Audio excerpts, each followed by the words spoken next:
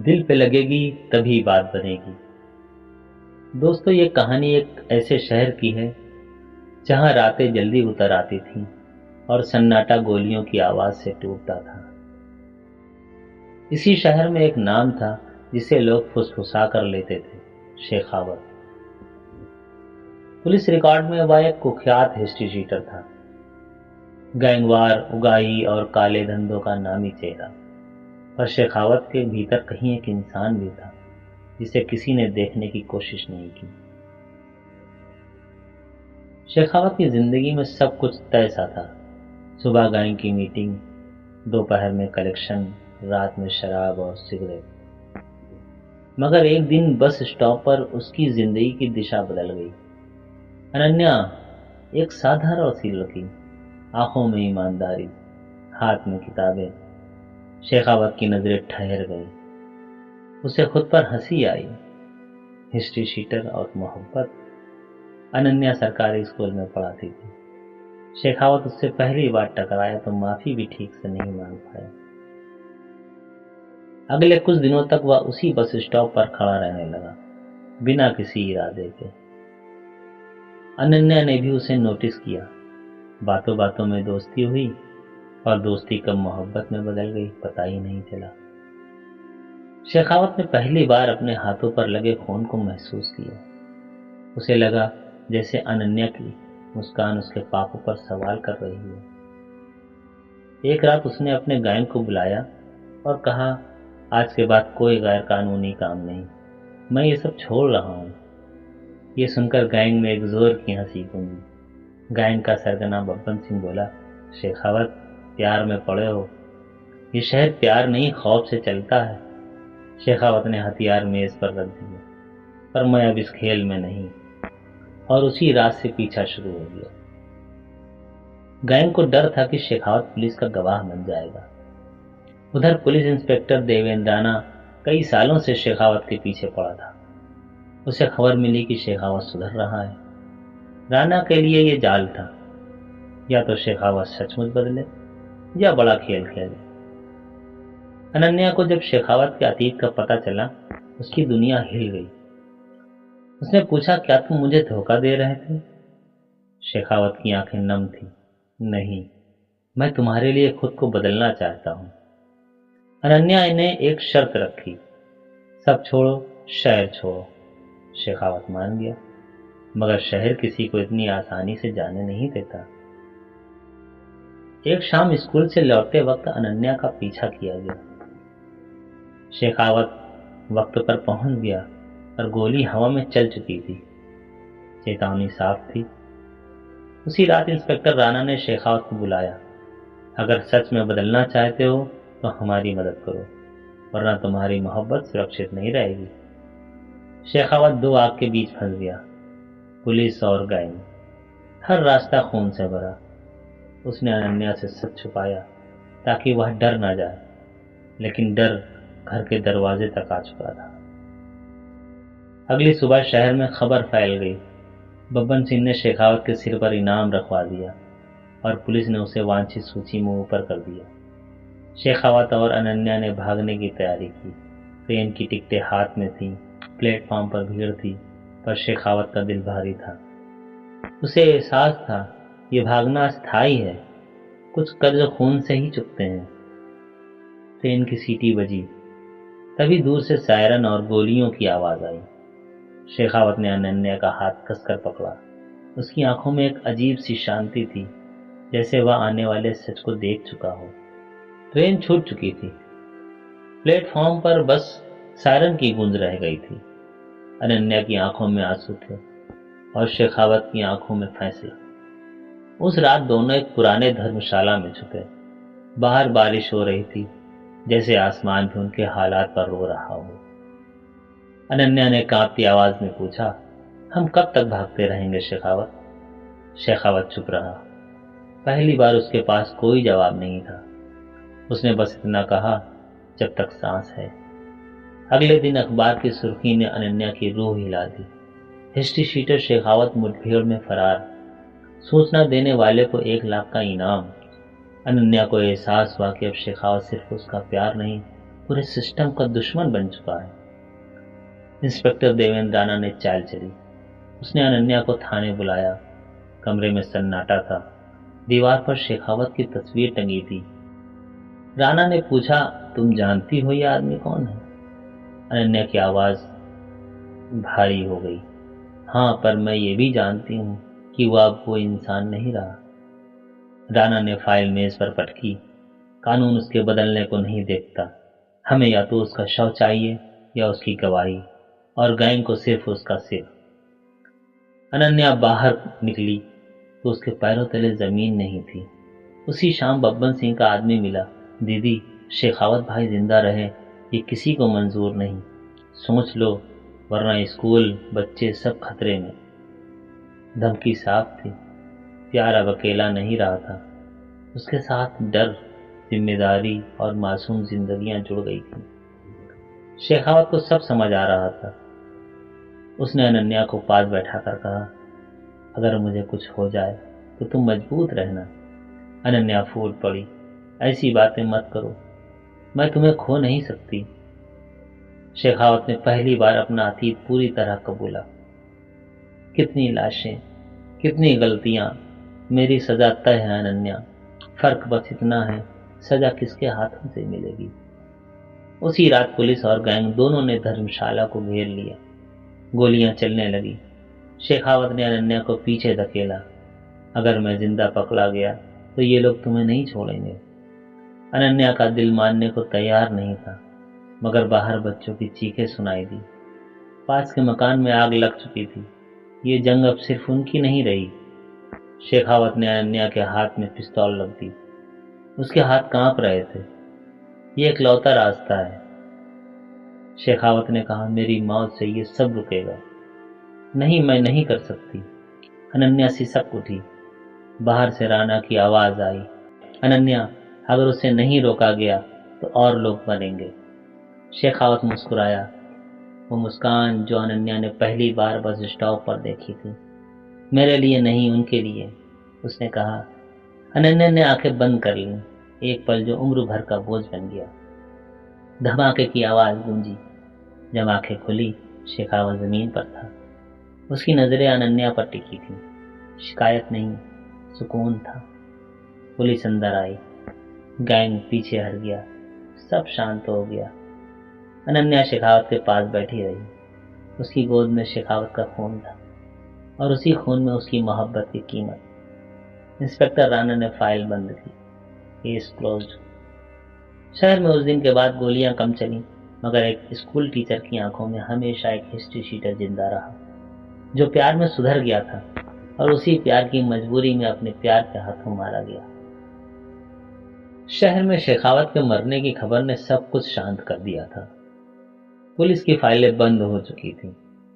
Gang पीछे हट चुके थे और शहर को लगने लगा था कि कहानी खत्म हो गई। लेकिन कुछ कहानियां मौत के बाद शुरू होती हैं। शमशान से लौटने के बाद अनन्या की जिंदगी जैसे रुक सी गई थी।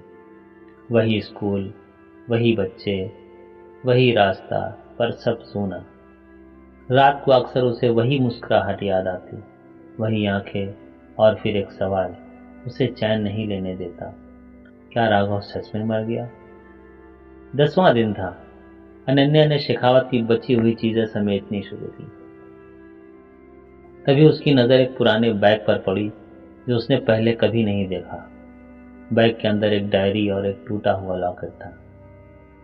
डायरी का पहला पन्ना पढ़ते ही अनन्या के हाथ कांप गए। अगर तुम ये पढ़ रही हो तो समझ जाना, उस रात जो मरा वो मैं नहीं था। अनन्या की सांस रुक गई। डायरी में लिखा था, मेरा एक जुड़वा भाई है, रघु। बचपन में हम बिछड़ गए थे। वही मेरा अंधेरा रूप था, वही असली अपराधी, वही गैंग का हिस्सा। पुलिस और बब्बन सिंह जिसे शेखावत समझते रहे, वो अक्सर रघु ही था। अनन्या को वो सब याद आने लगा। कभी शेखावत का लहजा बदला हुआ, कभी उसकी आंखों में अजीब सी सख्ती। डायरी आगे कहती थी, रघु जानता था कि उसकी वजह से मेरी जिंदगी और तुम्हारी जान खतरे में है। उस रात उसने मेरी जगह लेने का फैसला किया। उसने कहा, भैया, अगर किसी को मरना है तो मुझे। अनन्या रो पड़ी। उसे एहसास हुआ जिस हाथ ने ट्रिगर दबाया उसने असल में अपने प्यार को नहीं, उसकी कुर्बानी को गोली मारी थी। उसी रात अनन्या को एक फोन आया अननोन नंबर से। मैं जिंदा हूं। दूसरी तरफ आवाज आई, टूटी हुई, भारी। शेखावत? हाँ, मेरी जगह रघु ने ले ली।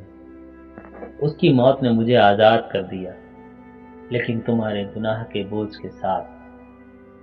शेखावत ने बताया कि वो शहर छोड़ चुका है। अब वो किसी मंदिर के पास छोटे से गांव में छुपा है, एक नई पहचान के साथ। मैं वापस नहीं आ सकता।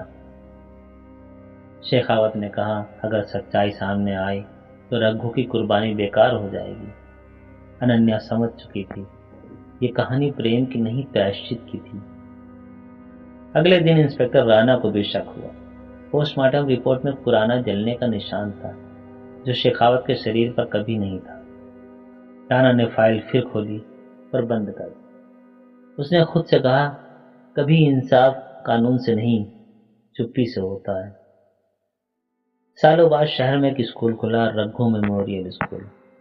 अनन्या वहां पढ़ाती रही और हर सुबह दूर किसी गांव के मंदिर में एक आदमी दिया जलाता, अपने भाई के नाम और उस औरत के नाम जिसने प्यार में सबसे भारी कीमत चुकाई। समय बीतता गया, लेकिन सच कभी बूढ़ा नहीं होता। वह बस मौके का इंतजार करता है। रघु मेमोरियल स्कूल अब शहर की पहचान बन चुका था। अनन्या बच्चों को पढ़ाती थी, पर हर दिन उसके दिल में एक डर पलता था, अगर सच बाहर आ गया तो। इसी बीच शहर में एक नया पुलिस अफसर आया, एसीपी आदित्य मल्होत्रा। तेज दिमाग, ईमानदार और फाइलों की धूल झाड़ने वाला। उसे पुराने एनकाउंटर केस दोबारा खोलने शुरू किए। जब शेखावत की फाइल उसके हाथ लगी तो वह ठिठक गया। हिस्ट्री शीटर, अचानक केस क्लोज्ड और फिर शांति। उसे गड़बड़ लगी। पोस्टमार्टम रिपोर्ट, फिंगरप्रिंट्स और तस्वीरें, सब कुछ दोबारा जांचा गया। एक बात साफ थी, शरीर पर मौजूद कुछ निशान रिकॉर्ड से मेल नहीं खाते थे। उधर अनन्या को भी संकेत मिलने लगे।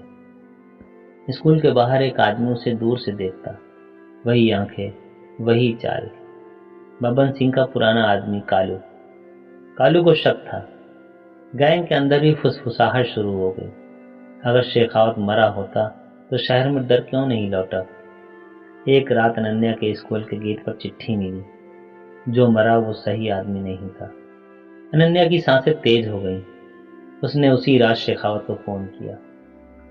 वे लोग जानने लगे हैं, उसने कांपते हुए कहा। दूसरी तरफ खामोशी थी। फिर शेखावत बोला, तो वक्त आ गया है, या तो सच मरेगा या मैं। उसी समय एसीपी आदित्य इंस्पेक्टर राणा से मिला। राणा ने लंबी सांस ली। उसकी आंखों में थकान थी। तुम कानून ढूंढ रहे हो आदित्य, मैं तब हालात देख रहा था। तो क्या सच दबाया गया? राणा चुप रहा। वही चुप्पी सब कुछ कह गई। अब तीनों तरफ खतरा था, पुलिस की सच्चाई, गैंग का बदला और अनन्या का टूटता साहस। शेखावत ने फैसला लिया। वह वापस शहर आने वाला था, भागने के लिए नहीं, बल्कि सच को एक आखिरी दिशा देने के लिए। बारिश की वही रात लौटी, स्टेशन, सायरन और अंधेरा। अनन्या ने दूर से एक परछाई देखी, वही कद, वही चाल। उसकी आंखों से आंसू बह निकले। शेखावत मत आओ, लेकिन शहर उसे फिर से निगलने को तैयार था। कालू ने फोन मिलाया। साहब, लगता है भूत वापस आ गया। और एसीपी आदित्य ने अपनी फाइल बंद करते हुए कहा, अगर सच सामने आया तो कई जिंदगियां फिर उजड़ेंगी। शहर की हवा फिर भारी हो गई थी। कुछ सच इतने भारी होते हैं कि उन्हें जिंदा रखने के लिए किसी एक का मिट जाना जरूरी होता है। शेखावत शहर लौट आया था, उसी रात, उसी शहर में जहां उसने मोहब्बत पाई थी और खोई थी। उसका चेहरा बदला हुआ था, दाढ़ी बढ़ी हुई, नाम भी बदला, पर आंखों में वही आग और पछतावा। अनन्या को पता था, अगर शेखावत सामने आया तो अब कोई नहीं बचेगा, न वह, न स्कूल, न बच्चों की हंसी। एसीपी आदित्य ने सबूत जोड़ लिए थे। डीएनए रिपोर्ट आने ही वाली थी। उधर बब्बन सिंह ने भी फैसला कर लिया था, इस बार गलती नहीं होगी। शहर दोबारा बंदूक की नोक पर था। शेखावत ने इंस्पेक्टर राणा से आखिरी बार मुलाकात और बोला, सर उस रात आपने एक आदमी को नहीं, एक पाप को दफन किया था। राणा की आंखें भर आईं। तो अब उसे हमेशा के लिए मिटाइए। अगली सुबह रघु मेमोरियल स्कूल में वार्षिक कार्यक्रम था। बच्चे मंच पर थे। अनन्या की आवाज कांप रही थी, पर वह मुस्कुरा रही थी, क्योंकि वह जानती थी यह उसकी आखिरी परीक्षा है। तभी गोलियों की आवाज गूंजी। बब्बन सिंह के आदमी आ चुके थे। भगदड़ मच गई। शेखावत सामने आया, खुलकर, बिना भागे। बस बहुत हो गया, उसने कहा। पुलिस, गैंग और सच्चाई सब एक जगह टकरा गए। एसीपी आदित्य ने चिल्लाकर कहा, शेखावत, सच सामने लाओ, मैं तुम्हें बचा लूंगा। शेखावत ने अनन्या की तरफ देखा। उसकी आंखों में आंसू थे, पर इस बार मजबूरी नहीं समझती। शेखावत बोला, अगर सच जिंदा रहा तो ये बच्चे फिर डर में जिएंगे। अगर मैं मिट गया तो उन्हें आजादी मिलेगी। अनन्या कुछ कह नहीं पाई। उसने बस सिर हिला दिया। शेखावत आगे बढ़ा और बब्बन सिंह की गोली उसके सीने में लगी। शेखावत गिर पड़ा। मरते वक्त उसने एसीपी आदित्य से कहा, कागजों में वही रहने दो जो उस रात लिखा गया था। आदित्य ने फाइल बंद कर दी। बब्बन सिंह उसी मुठभेड़ में मारा गया। गैंग टूट गया। कुछ हफ्तों बाद शहर में शांति थी। अनन्या बच्चों को पढ़ा रही थी। स्कूल के गेट पर एक बोर्ड लगा था, यहाँ बच्चे डर के बिना सपने देखना सीखते हैं। शेखावत और रघु दोनों की कब्र साथ साथ थी। अनन्या रोज एक दिया जलाती और बस इतना कहती, प्यार ने उसे बदला और कुर्बानी ने हमें बचा लिया। इंसान का अतीत चाहे कितना ही काला क्यों ना हो, अगर उसका इरादा सच्चा हो तो उसकी आखिरी कुर्बानी किसी की पूरी जिंदगी रोशन कर सकती है।